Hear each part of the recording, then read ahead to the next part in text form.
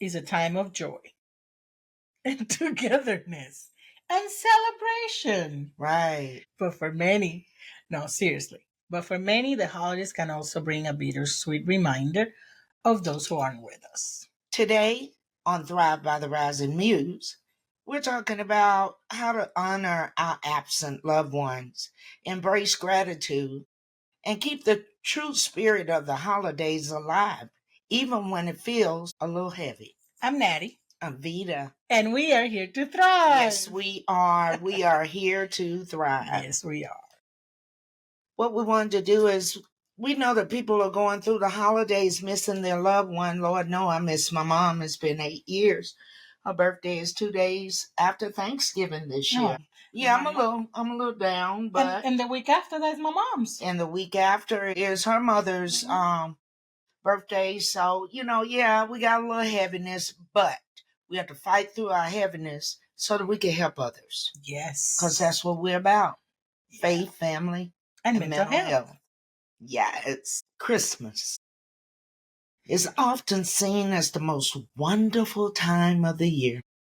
But it's also a season that can magnify the ache of missing loved ones. Yes. Whether it's because of distance, estrangement, or loss, that empty space at the table can feel especially noticeable. So here's what we want to do.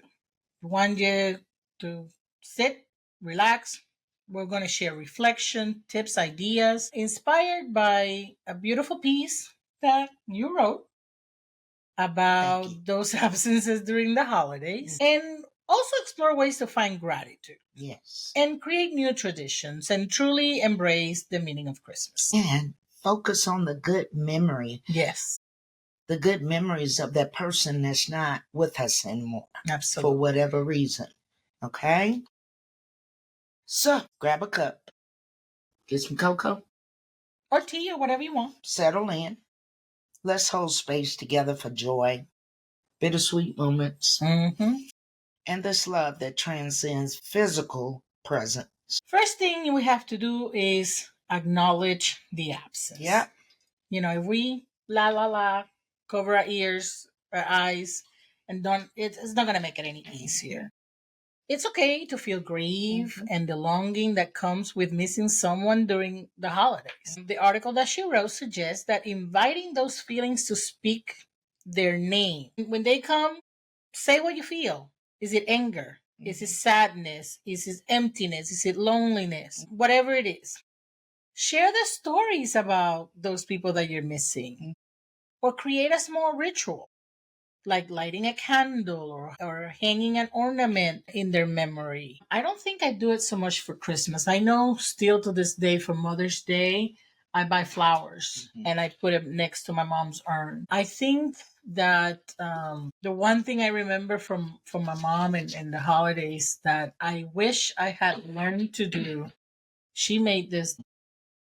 It's called arroz con dulce, which translate to sweet rice. It's kind of like rice pudding with raisins and cinnamon. Not everybody likes raisins. I get it. But in Puerto Rico, it's famous. And it was Christmas Eve. And she would make this big bowl, pan of it. And then she would put it in plates and spread. And the neighbors were just waiting for it. And I taught her many times to teach me how to do it. And with, today, tomorrow, I never learned. And I've tried to do it myself, and it's not as good as hers. You haven't tasted it, so you don't know. I can imagine. You know what? I love the idea of honoring their presence through traditions like these. It reminds us of their love and that they're still a part of our celebration, even if they're not physically. Yeah, absolutely. What's next? Well, next, let's create some new traditions. How about that, okay? Consider creating a new tradition. For some, recreating old traditions may feel too painful. And that's okay.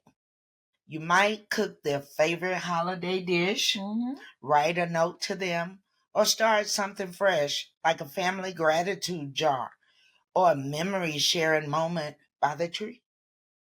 That's a beautiful way to bridge the past and the present. Is just keeping the memory alive is a way of bringing joy.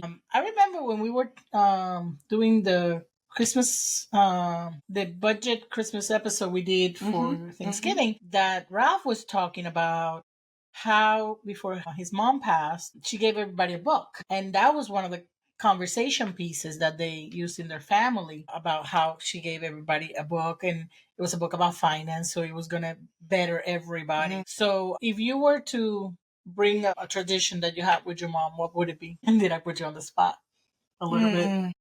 Sweet potato pie. Her sweet potato pie? My mom made sweet potato pies every year. From scratch? And yeah, a sweet potato pie. So that's why you don't want me to bring pumpkin pie and it was always sweet potato pie. Hey, I was raised in Birmingham, Alabama, okay? We have a pumpkin nowhere near us. All right? We have sweet potatoes near us, though. Okay. But no pumpkin. Okay, well, expand your horizon. My culture, majority of us, I'm not going to say all, but if you have to choose between pumpkin pie and sweet potato, the majority would choose sweet potato. That's just in my culture. I be honest with you, my pumpkin thing, it was not even a culture thing. It was what my mom loved. So, yeah. My mom liked something, but I'm sorry, we will not have this Mama Love You. Is this something you can say? String bean casserole. Yeah. No. We can talk about it, we but talk we about can it, but no, we are not bypass it. going to have string bean casserole. And she loved it with the crunchy onions on it, and she was the only one. That's why I would pick up one at the store, put it in the oven. Good for her. Just for her. Yeah. Just for her. I couldn't do it. No, not interested. The other thing we could do is lean on the community. Yeah. It's a powerful reminder to do that. Yeah. Grief can be very isolating, but chances are you're not alone missing them or somebody else. Sharing stories with others who love them can create a sense of connection and healing. So, if I remember, and that's something I still do from now, when I'm talking to my brother, I talk about the things my mom would do, or he posts a picture on social media about something, and I go, mom would not like that. So, sharing with the people who love that person, or if you don't have anybody that you're in connection with other people who are missing loved ones, you can all share that in common. That's true. And if you're looking for purpose, volunteering or giving back can be a great way to honor your loved one's memory. Acts of service, like donating to a cause in their name or helping those in need, can bring deep meaning during this season. Absolutely. Yeah, definitely. Because we're looking at some volunteer opportunities for our homeschool young men to participate in. Yeah, we are. Yeah, either feed the hungry or work at a food bank or something like that. Because we also want to teach our kids about gratitude, about generosity, being a servant. Right. Okay? That there's more than life than themselves. Oh, yeah, gimme. How about let me give. Yes, definitely. Okay, let's talk about gratitude in the present. One of the most impactful parts of the article is finding gratitude in both the memories and in the present. Meaning the memories of my mother, she's been gone for 8 years, but also making memories in the present. And we find ourselves during the holiday saying, if Nana was here, or I say if Mama was here, or the great grandboy say, if Gigi was here. And they remember some things that she did and she liked. So, yeah, that's a good thing. Reflecting on the love and the lessons that they brought into your life is a gift that stays with you forever. And don't be so consumed by the loss that you forget the people that are still here. Don't forget to share with those people that are still around you. Nourish them. Whether it's with the warmth of being together as a family or sharing the decorations and the Christmas lights, just the joy of the season. Make sure that you still appreciate you, but also the people that are still here with you. Yeah, and I remember my mom loved for me to drive her around to see all the decorated houses and the lights and stuff. And that meant so much to her. And looking at the beautiful houses and stuff, I may have to do that this year. Yeah. Here's the thing. For me, it's hard for me to decorate my house for several reasons. One, who is going to go in my roof? You mean your attic? Or whatever. The thing up here?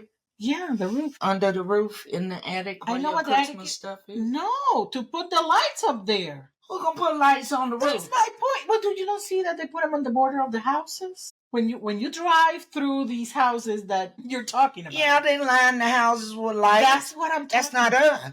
That's what I'm trying to say. We're going to put the lights up as far as we can reach. That's what maybe halfway to garage door. That's what I was trying to say. What I'm trying to say is I don't decorate outside because who is going to put the lights in the roof? Right. It ain't going to be me. Not me either. Because I'm going to end up in the hospital. Don't even volunteer. I'm not even thinking about it. But it saddens me that I can't participate on that because growing up, it was a neighborhood thing. You know, our street, it was not a cul-de-sac even, which is crazy. But we would close the street from top to bottom. And together the neighbors, all the guys, and the younger ladies, because at the time I could do it, would go house by house. How can I help you? And it was like a committee. And everybody helped decorate everybody's house. And at the end of the holidays, everybody actually would come and help you put them down. Oh, that's good. Oh, it was absolutely awesome. But right now, if I put lights up, they're going to stay there until Jesus comes back. If I manage to put them up, which I'm not. I'm going to, the tree and the whole 9 yards. But I like driving and seeing the lights. And Mason is quite picky about that because every time we drive around and see the lights, I can't drive him through the same neighborhoods. He's like, we've seen these. So can't fool a 3-year-old. He's going to call you out. So I have to find new streets every time because he's like, well, we've seen these. So you need to show me some new ones. But, I can't reciprocate because there's nobody to put some stuff in my house. So, right. But that's fine. We'll enjoy somebody else's. I just hope. I definitely enjoy other people's houses that's trimmed and lights perfectly and everything. And I say, I know people who do it. You know that big, the one that blows my mind is the one in Oakland? That big tree that they have those that lights. It looks like the lights are raining down. Yes. But I don't know a ladder did they get one of the power company buckets to get up there? I don't know how they do that. I have often wondered how they do how they get up there. Yeah. Because every year I look forward to looking and it's two houses. It's like the lights raining down. Is the house here and the one across? I don't know. I think they rented a bucket from the power company or something. I may have to get out one night, take a picture, have it behind me, put it on my Facebook page. To pretend that you did it or just to... No. I did it and let people guess. Is that her house or what? Writing. Be gentle. Be gentle with yourself. Please do. The holidays can stir up many emotions. And there's no right or wrong way to feel. Right. If you need to cry, cry. If you need to laugh, laugh. If you need to take a step away, step away, please. This is important to talk about now. You talk about stepping away. Let's keep Christ in Christmas and the love for the brethren. Most definitely. And if you are in the middle of the Christmas table or any holiday table and the conversation starts getting hairy, heated, it's time to take a break. Yeah, it's time to take a break. Because, politics. Don't talk about politics. No, please don't. No politics. Do not. Unless everybody in that room is on the same team. The same sheet of music. But somebody else is not going to be there. Somebody is going to be there, but somebody's got to be the adult in the room. Right. You can talk and listen to other people's views, but when it starts getting heated and boiling over... I think that let's start with the invitation. State in the invitation. We're celebrating Christmas or holidays at so-and-so house. Politics not allowed. Start with there. That way we can have peace. But there's the uncle or the niece or whoever who's going to have one too many beers, and they're going to start saying, but, and, at that point, it's time to walk away. Because here's the thing, and I've heard this a lot, is about how people are, being able to get together. But at the end of the day, family is family, and we as Christians are the light and the salt of the world. And we need to lead by example. Yes, we do. And even if we agree or disagree with somebody else's point of view, the Bible calls us to love a neighbor, as I said, and to even love our enemies. Yeah, that's true. It's true. So, and pray for them. So, if we're believers, we need to act as believers. Yes, we do. Is it easy and a easy pill to swallow? No. Not always. That's why God invented bottled waters. That was a trick my mom taught me. Saved my job many times.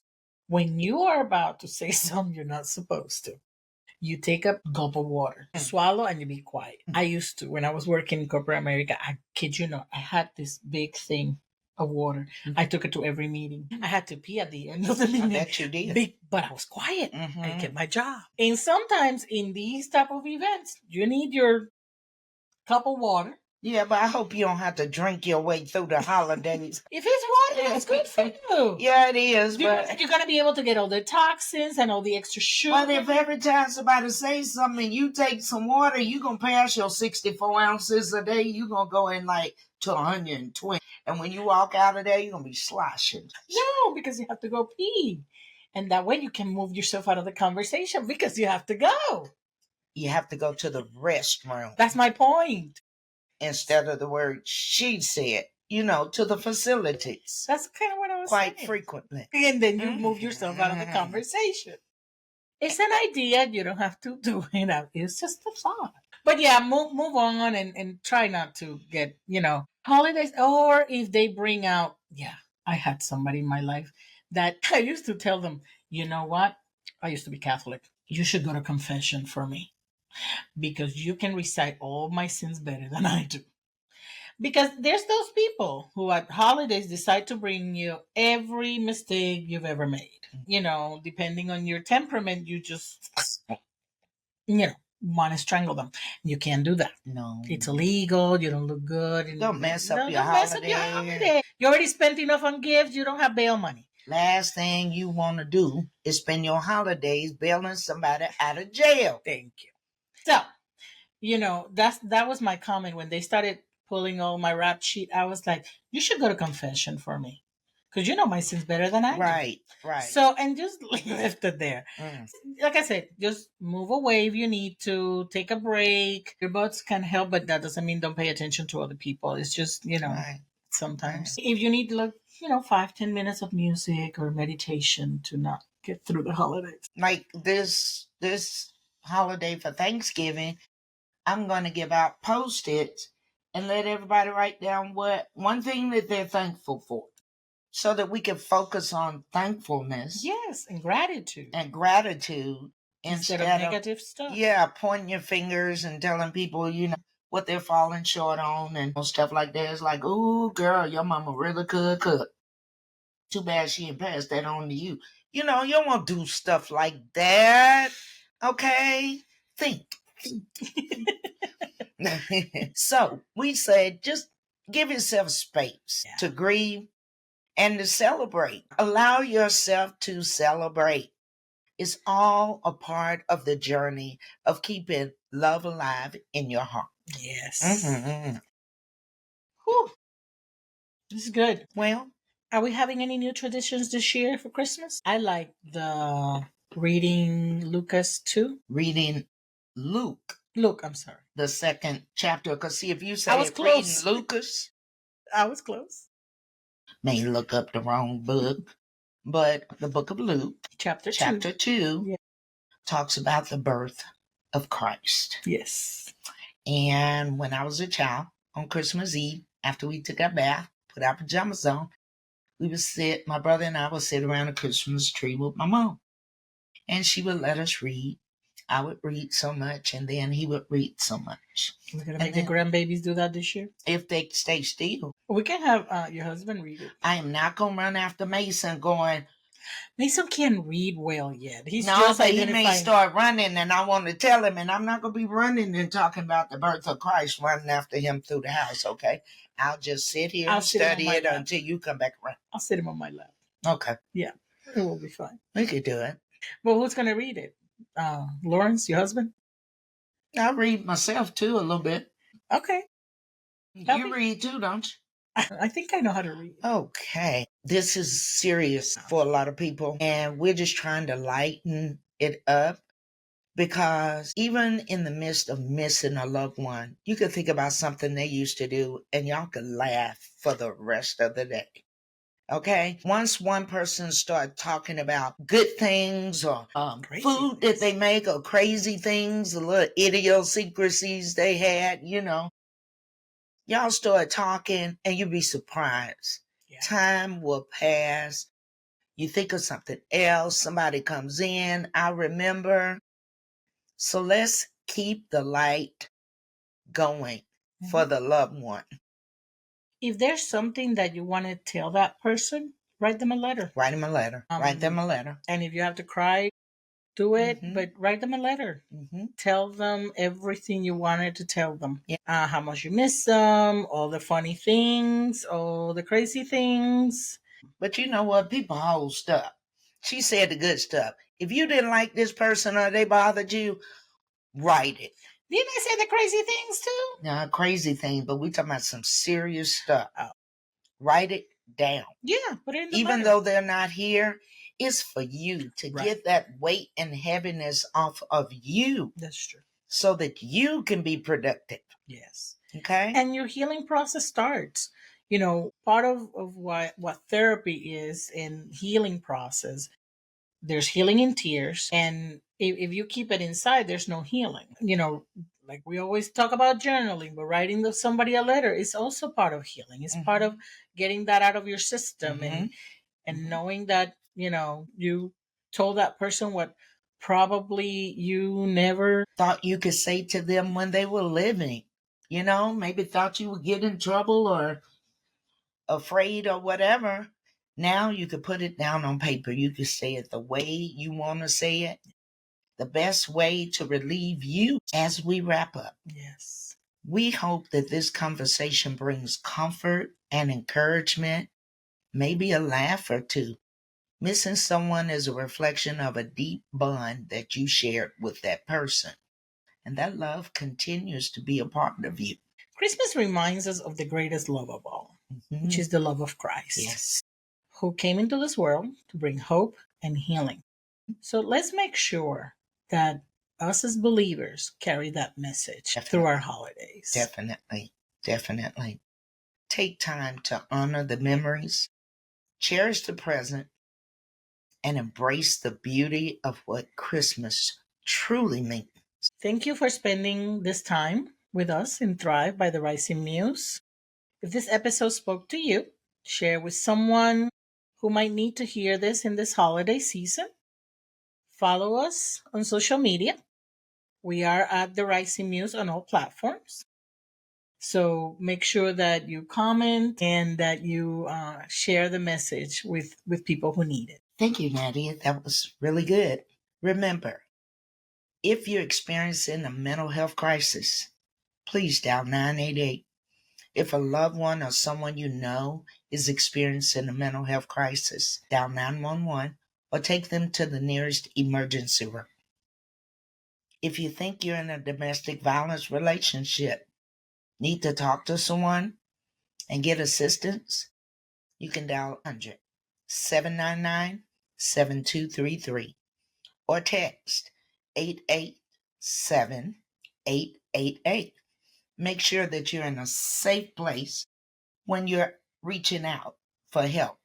And until next time, keep rising, keep thriving, keep shining. And don't forget to thrive. Merry Christmas. Happy holidays to everyone. Bye-bye. Bye-bye.